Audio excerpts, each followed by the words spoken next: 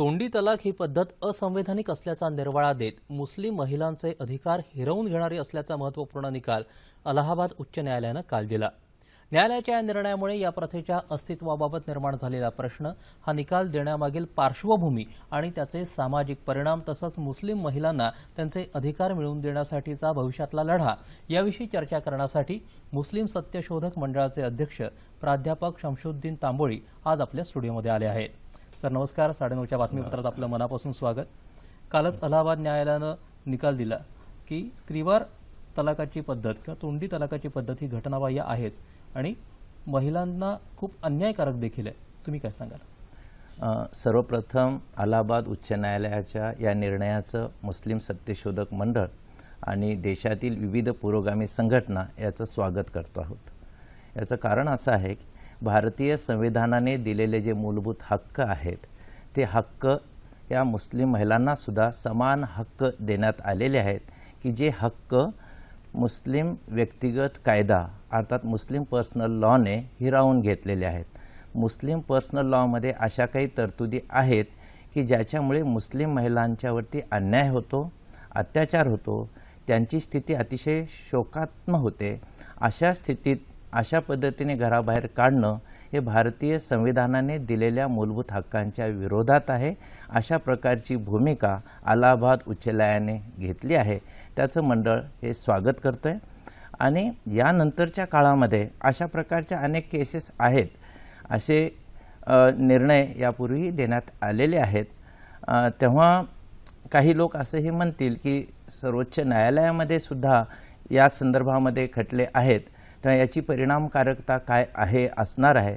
परंतु आमच्या दृष्टिकोनातून मुस्लिम महिलांचे जे प्रश्न आहेत त्या प्रश्नांच्या बाबतीत लोक शिक्षण होण्यासाठी किंवा भारतीय संविधानाने त्यांना काय हक्क दिलेले आहेत या संदर्भामध्ये माहिती मिळण्यासाठी असे जे निर्णय असतात ते निश्चितच महिलांना एक बळ देणारे ठरणार आहेत आणि त्याचबरोबर हा जो संघर्ष आहे त्याला पुढे घेऊन जाणारा असणार आहे।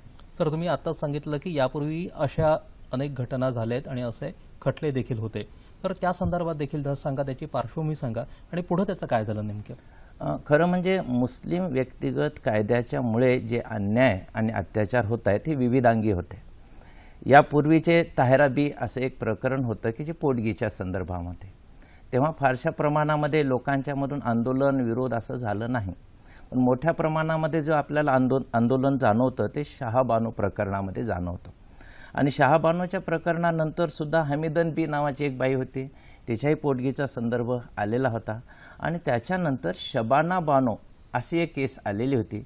आणि आता तुम्हाला माहिती आहे की सायरा बानोच्या निमित्ताने जनहित याचिका सर्वोच्च न्यायालयामध्ये सुद्धा दाखल केलेली आहेत। पण या सर्व पार्श्वभूमीवरती यापूर्वीचा एक खटला मला इथे मुद्दाम उदाहरणादाखल द्यावासा वाटतो, तो आहे 2002चा।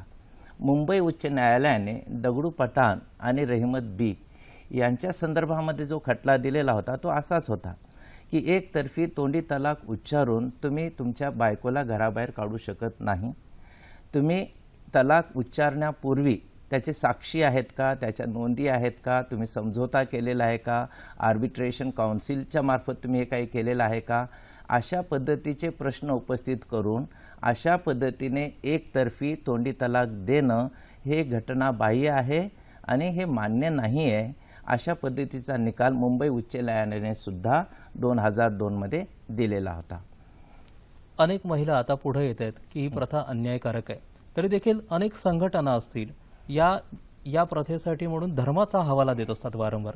तुम्ही याबद्दल काय सांगाल? खरं म्हणजे मला इथे स्पष्टपणे सांगायला पाहिजे की आत्ताचा हा जो निर्णय आहे किंवा तलाकचा जो आत्ताचा जो मुद्दा आहे, तोंडी एकतर्फी तलाक, हे ज्या पद्धतीने भारतीय संविधानाला अपेक्षित नाही त्याच पद्धतीने इस्लामला सुद्धा अशा प्रकारचा दिलेला तलाक हे मान्य नाही आहे।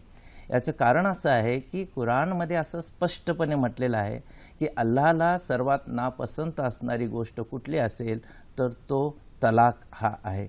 असं असताना सुद्धा ज्या पद्धतीने या संदर्भामध्ये लोकांच्यामध्ये गैरसमज आहेत, अपसमज आहेत आणि ज्या पद्धतीने व्यक्तिगत कायद्याचा हा एक भाग झालेला आहे तो दुर्दैवच असं म्हणायला पाहिजे। धर्मामध्ये तलाके हसन हे प्रिस्क्राईब केलेलं आहे की ज्याच्यामध्ये तलाक हा शेवटचा पर्याय असला पाहिजे, समझोत्याचे प्रयत्न झालेले पाहिजेत, आर्बिट्रेशनची प्रक्रिया असली पाहिजे, ती बाई घराबाहेर आपल्या पडणार नाही, फेकल्या जाणार नाही, अन्याय होणार नाही याची काळजी घेतली पाहिजे आणि इद्दतच्या पिरियडच्या काळामध्ये त्याचं पूर्णतः पुनर्वसन होईल अशा प्रकारची काळजी घेतली पाहिजे, ही तरतूद आहे.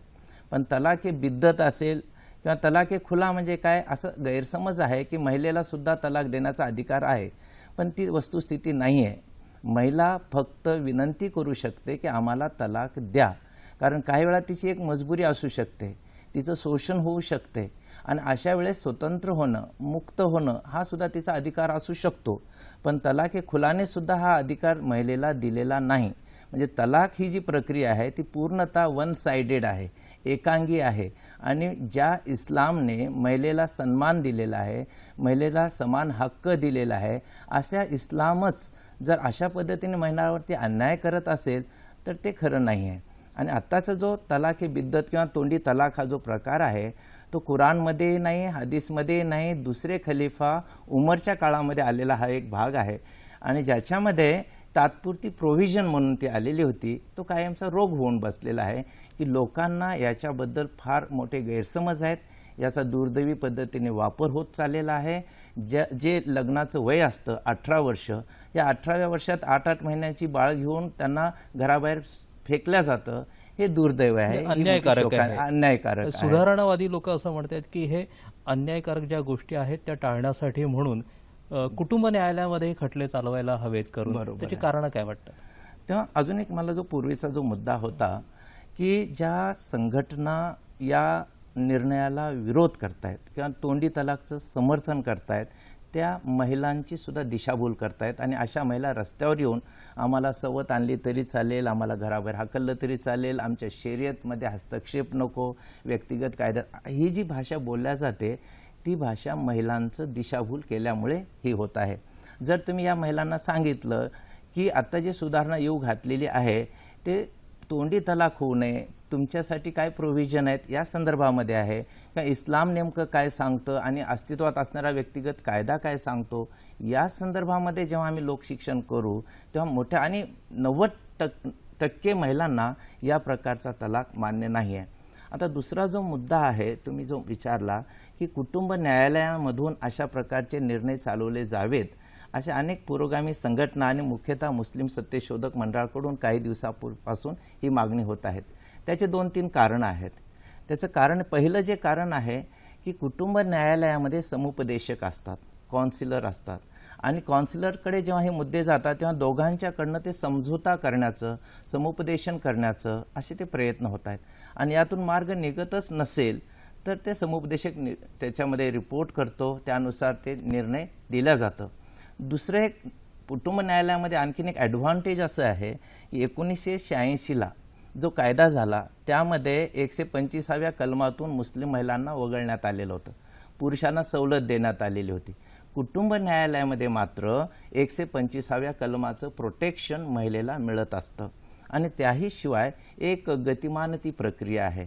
दुर्दैव असं आहे की महाराष्ट्राचा जर आपण विचार केला तर 5-6 ठिकाणीच कुटुंब न्यायालय आहेत. म्हणजे कुटुंब न्यायालयातून आपल्याला जो न्याय मिळू शकतो, जो एक प्रकारचं आधार मिळू शकतो 125व्या कलमाचं, आणि विवंचना होत नाहीत, घराबाहेर लवकर काढण्यात येत नाही, तर हे जे प्रोटेक्शन आहे ते कुटुंब न्यायालयातून मिळतं. परंतु असे जिथं कुटुंब न्यायालय नाहीत त्या ठिकाणी पोटगीचाही प्रश्न येतो, समुपदेशनाची प्रक्रिया नाही आहे, वर्षानुवर्ष ते प्रकरणं चालू असतात आणि म्हणून आमची अशी एक मागणी आहे की कुटुंब न्यायालयांची संख्या तरी वाढवावी किंवा जिथे कुटुंब न्यायालय आहेत अशा कुटुंब न्यायालयामध्ये अशा महिलांना, त्या मुस्लिम असू द्या किंवा अन्य धर्मीय असू द्या, त्यांना कुटुंब न्यायालयाचं संरक्षण मिळालं पाहिजे. हे स्टेट ज्युरिडिक्शनमध्ये असल्यामुळे आम्ही कुटुंब न्यायालयांची संख्या वाढवावी अशी एक मागणी करतोय. सर, तुम्ही आज इथे आलात आणि अत्यंत संवेदनशील अशा विषयावरती खूप सोप्या आणि अतिशय मार्गदर्शक, उद्बोधक असं इथे आम्हाला माहिती दिली, त्याबद्दल आपले मनापासून आभार. धन्यवाद.